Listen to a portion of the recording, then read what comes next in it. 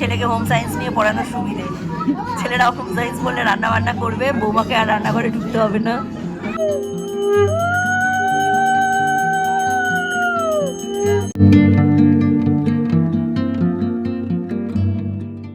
Mister বিশ্বাস আবার chowmein নিচ্ছে। সৌর্যের চাউমিন কিডন্যাপ হয়ে গেছে। এখন কটা বাজে বলো? হ্যাঁ, এই সময় তোমার বিয়ে হচ্ছিল।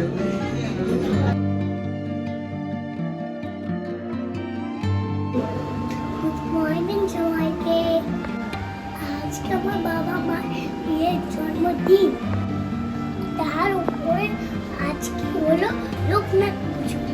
চলো আমরা পুজো দিয়ে আসি। Welcome back to Zinnia blogs. Zinnia ব্লগসের নতুন একটা ব্লগে তোমাদের সকলকে অনেক অনেক ওয়েলকাম। আমি আর সৌর্য এখন রেডি হয়ে একটু বেরিয়েছি।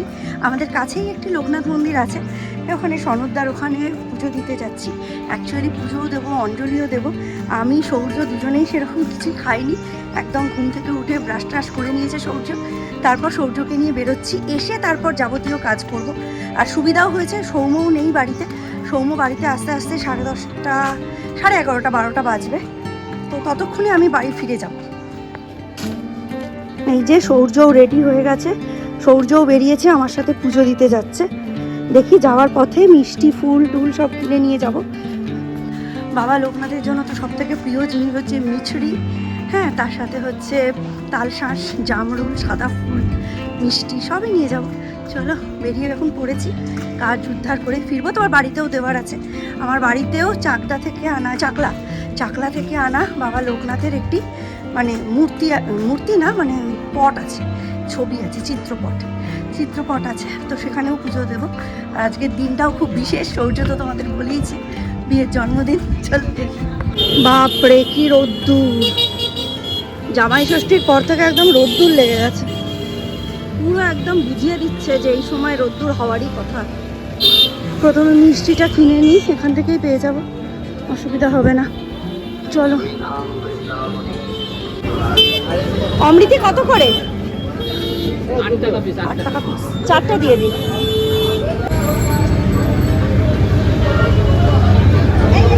ধরো, এটা ধরো।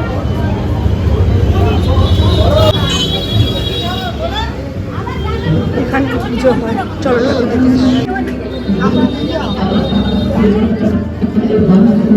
তালশাঁস কত করে গো? 10 টাকা পিস। ও আচ্ছা, ঠিক আছে, 4টা দিন, 4টে। এই যে গেট এখানে বানানো হয়েছে, চলো এসেই গেছি।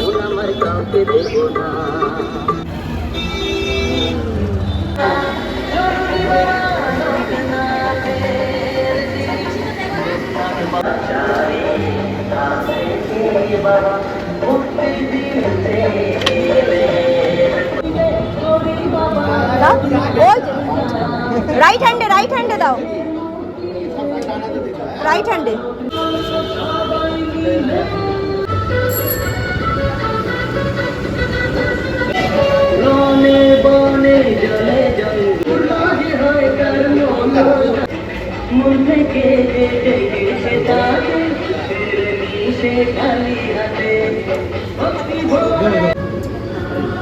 হ্যাঁ, এইটাই বলছিলাম তখন থেকে।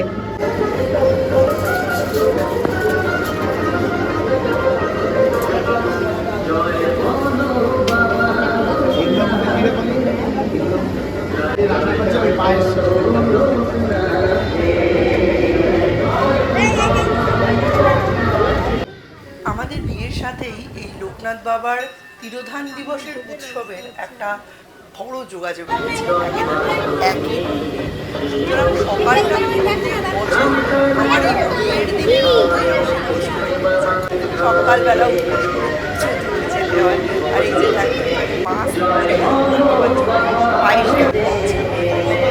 এখানে পুজো দিতে আসে, মানে আশেপাশের এলাকার মধ্যে একটি লোকনাথ মন্দির আছে। আর লোকনাথ বাবার সাথে আমার সম্পর্কটা কিন্তু আমার মায়ের দিক থেকে অনেক বেশি মানে জোড়া। কেন সেটা আমার দিদিমার বাপের বাড়ি হচ্ছে কচুয়া। এবার বুঝতেই পারছি লোকনাথ বাবার জন্মস্থান একটা কচুয়া আর চাকলা, এই দুটো জায়গার মধ্যেই একটা চিরকালীন প্রতিবাদ যে লোকনাথ বাবা কোথায় জন্মেছে। কচুয়ার যারা অধিবাসী তারা বলেন লোকনাথ বাবা কচুয়ায় জন্মেছে, আর যারা চাকলার অধিবাসী তারা বলেন লোকনাথ বাবা চাকলায় জন্মেছে।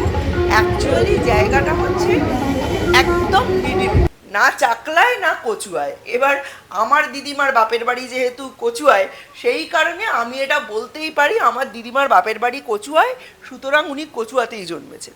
আবার আমার দর্শক বন্ধুদের মধ্যে অনেকেই বলবেন আমার দিদিমার আমার দাদুর বাবার বাড়ি হচ্ছে চাকলায়, চাকলাতেই জন্মেছেন। কচুয়ার মন্দিরটা ছোট কিন্তু খুবই সুন্দর। আমি কিন্তু দুবার গেছি, তার মধ্যিখানে আমি কোনো ভিডিও করিনি। প্রথমবার দীপের সাথে গেছি, মানে সৌর্যের সঙ্গে গিয়ে আমি পুজোটা দিয়ে এসেছি। তারপর বাড়িতে এসে ওদের টিফিন করে খাইয়ে দিয়ে তারপরে আমি আবার দ্বিতীয়বার গেছি। আমি যখন গেছি দেখি এমএলএর গাড়ি বেরিয়ে গেল, মানে পার্থভৌমিকের গাড়ি বেরিয়ে গেল। তারপর অশোক চ্যাটার্জি মশাই এসেছেন, কানাইলাল ব্যানার্জি মশাই এসেছেন। এরা প্রত্যেকেই আমাদের নৈহাটির মানে প্রবাদ প্রতিম কিছু মানুষ এবং যাদের আমরা রাজনৈতিক ক্ষেত্রে খুব ভালো করে চিনি। এই যে অশোক চ্যাটার্জি মশাই বসে রয়েছেন, এখানে প্রত্যেকে আলাদা আলাদা করে মাল্যদান করেছেন, নামগোত্র দিয়ে পুজো হয়েছে এবং পুজোটা এত ভালো হয় যে সত্যি কথা বলতে কি মনের মধ্যে কোনো খেদ থাকে না যে এত বড় দিনে শান্তি করে পুজো দিতে পারলাম না।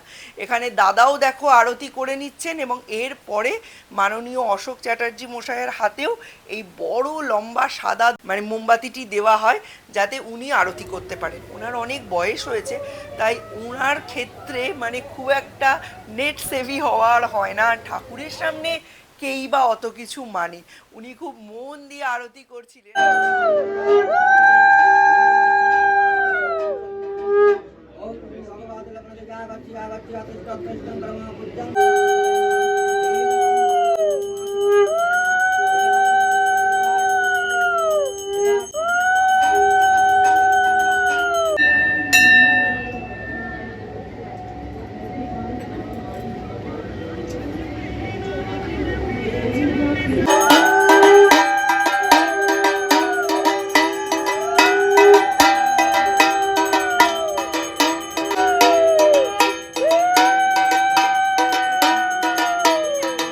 আগের বছর আমরা কিন্তু সকালেও এসেছিলাম, আবার রাত্রিবেলা প্রসাদ খেতেও এসেছিলাম। রাত্রিবেলা এখানে প্রায় 1000 খানেক মানুষ প্রসাদ খায়। 500 জন আগের বাড়ি খেয়ে গেছে, এবারে সংখ্যাটা আরও বাড়বে। আর এখানে বসিয়ে খাওয়ানোর ব্যবস্থা রয়েছে, তবে কেউ ইচ্ছে করলে প্রসাদ নিয়ে যেতেই পারে। আগের বারে আমি আর রেখা পিসি দুজনেই গিয়েছিলাম, সৌর্যও গিয়েছিল আমাদের সাথে। আমরা প্রসাদ নিয়ে এসেছিলাম, বসে খাইনি। আর তখনই ভেবেছিলাম যে এবছর বসে খাবো, তবে এবছরও আমাদের বসে খাওয়া হবে না, কারণ বুঝতেই পারছো আজকে আমাদের ম্যারেজ অ্যানিভার্সারি। আর আজকের দিনটায় আমরা হোটেলে গিয়ে ডিনারটা করব এটাই ডিসাইড করেছি। নর্মালি আমরা দুটো অকেশনে হোটেলে গিয়ে খাবার দাবার খাই, সেই দুটো অকেশনের সঙ্গে আমি জড়িত।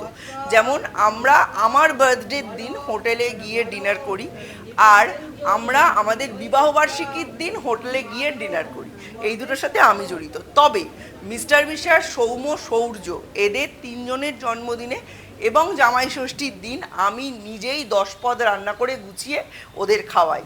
এই দেখো সন্ধেবেলায় আমরা পৌঁছে গেছি আমাদের নিউলি ওপেন্ড রাজ কেবিনের একেবারে দরজার কাছে। আর এখানে আমরা লিফটে ওয়েট করছি লিফটের জন্য। এই বিশাল বড় বিল্ডিংটার লিফটের ফেসিলিটি রয়েছে 3rd floor and 4th floor, মানে 4 তলা আর 5 তলার দুটো তলা মিলিয়েই রাজ কেবিনের বসার ব্যবস্থা। আমরা প্রথমে 3 তলায় গিয়েছিলাম, 4 তলায় গিয়েছিলাম, পরে আবার সিঁড়ি দিয়ে উঠে এই দেখো 4 তলায় জায়গা ছিল না, আমরা 5 তলায় গিয়ে সিট নিলাম। আর প্রত্যেকের ব্যবহার ভীষণ ভালো এখানে।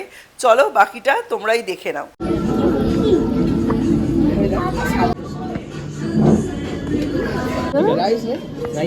রাইস আর ব্রেড।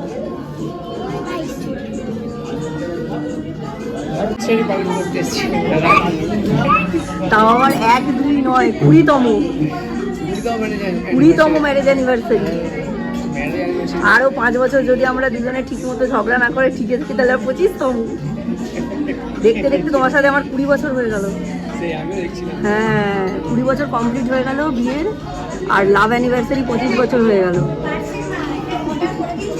কি কেলেঙ্কারি। ওকেই দেওয়া হয়েছে সব মেনু সিলেকশনের ভার। এই যে কারণ দীপ এত রকম অপশন দেখে ঠিক হয়ে গেছে। হ্যাঁ, আমরা ভেজ ফ্রাইড রাইসটা সিলেক্ট করেছি আর নান সিলেক্ট করেছি। চিকেনের দুটো টাইপ সিলেক্ট করো, যেটা ভেজ ফ্রাইড রাইস আর নানের সঙ্গে যায়।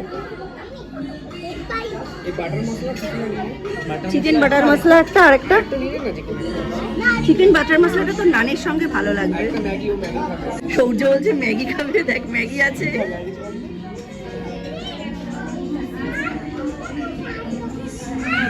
ফ্রাইড রাইসের সাথে কোনটা যাবে? ফ্রাইড রাইসের সাথে এখানে একটা রাড়া চিকেন, এটা খেয়েছি, ভালো হয়। আচ্ছা, এটা নে, ঝাল হয়, শেজওয়ান চিকেনও ঝাল হয়। রাড়া চিকেনটা দাদা একটা নিচ্ছি, আর তন্দুরি বুট মাটন মশলাটা একটা নিচ্ছি। একটা ফ্রাইড রাইস। আমরা নান খাচ্ছি। হ্যাঁ, রাড়া চিকেন এক প্লেট, আর নুডলসের মধ্যে একদম নন স্পাইসি, একদম ঝাল। এই যে এর জন্য ছোটদের জন্য, এর জন্য। এখানে বেঙ্গলি থালি কোনোদিন ট্রাই করেছো? না, এখানে বেঙ্গলি থালি যেটা আছে, নতুন মডিফিকেশন। হ্যাঁ, সবাই খেয়ে নিয়েছে, আমরা সবার শেষ হয়ে গেছি। কেমন লাগছে? নাম করবে না, কেমন লাগছে?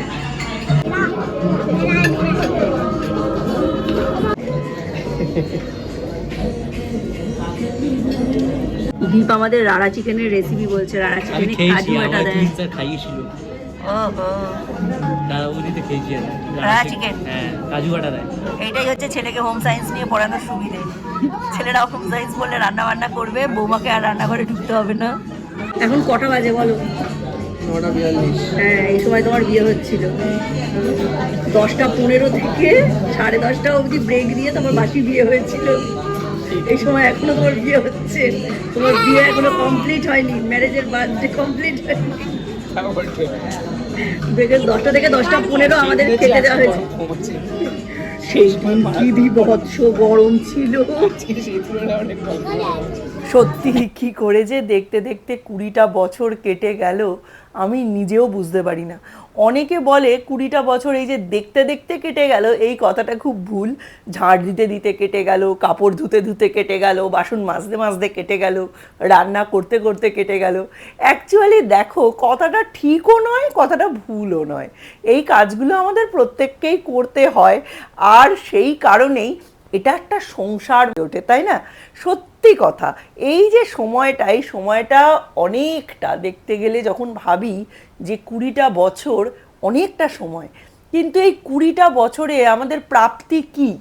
এই 20টা বছরে আমাদের প্রাপ্তি আমাদের দুজনের নিজের একটা সংসার, যেটাকে আমরা অনেক দিন ধরে স্বপ্নে তৈরি করেছি।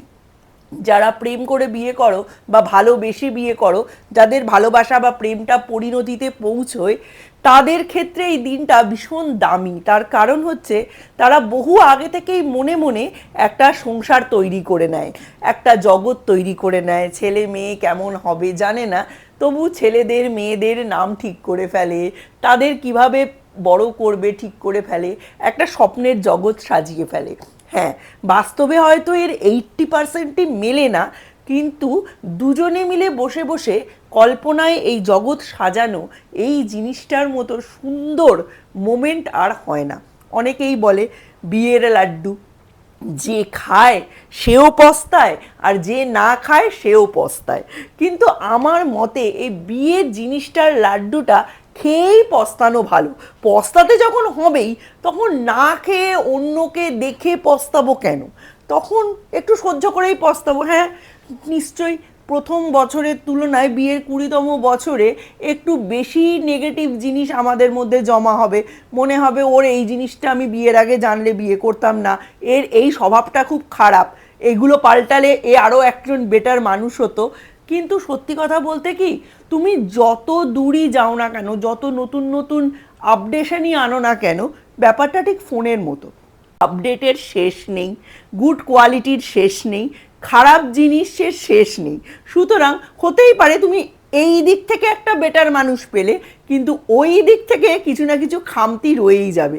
তাই তুমি যতই নতুন আপডেটের প্রেমে পড়ো না কেন, প্রথম কিনে নেওয়া ফোনটা, যেটা তুমি হাতে প্রথম পেয়েছিলে, হয়তো সেটা টাচ স্ক্রিন ছিল না, শুধু বাটন প্রেস করা হতো, ওয়ার্ড গুনে গুনে SMS করা হতো, সেই ফোনের মোহ তুমি যেমন ছাড়তে পারো না, ঠিক তেমনি পুরনো প্রেম কখনোই তুমি ছাড়তে পারবে না।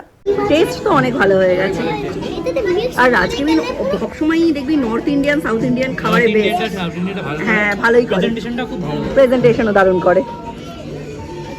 এই যে মিস্টার বিশ্বাস আবার চাউমিন নিচ্ছে, সৌর্যের চাউমিন কিডন্যাপ হয়ে গেছে। আসলে সৌর্য এই চাউমিনটা হাফ নিয়েছে, এখন আবার বলছে যে ও একটুখানি নান খাবে, তাই আমাদের কাছে এটা এসে জমা হয়েছে। মিস্টার বিশ্বাস যা নেওয়া নিয়ে নিয়েছেন, এখন এটা আমি আর সৌম্য খাবো। নে নে নে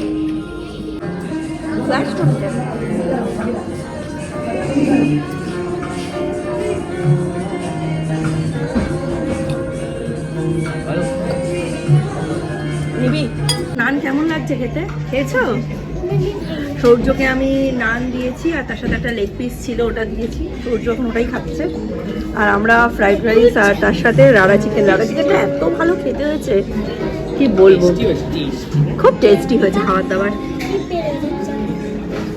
মনে হচ্ছে সব থেকে বেশি কেঁচে গন্ডুস আমিই করবো, কারণ আমি ভিডিও করছি বেশি আর আমার খাওয়া হচ্ছে কম। সবার পাতে শেষ হয়ে যাচ্ছে, আমারই শেষ হচ্ছে না। আমার পাতের মধ্যে একটা হজবরলা তৈরি হয়েছে, কোনটা রাড়া চিকেনের গ্রেভি আর কোনটা বাটার চিকেনের গ্রেভি কিছু বুঝতে পারছি না। আর এদিকে মিশে মিশে সৌর্যকে খাইয়ে দিচ্ছি। সৌর্য কিছুতেই আমার পাশে বসলো না, আমার পাশে বসলো আমাকে।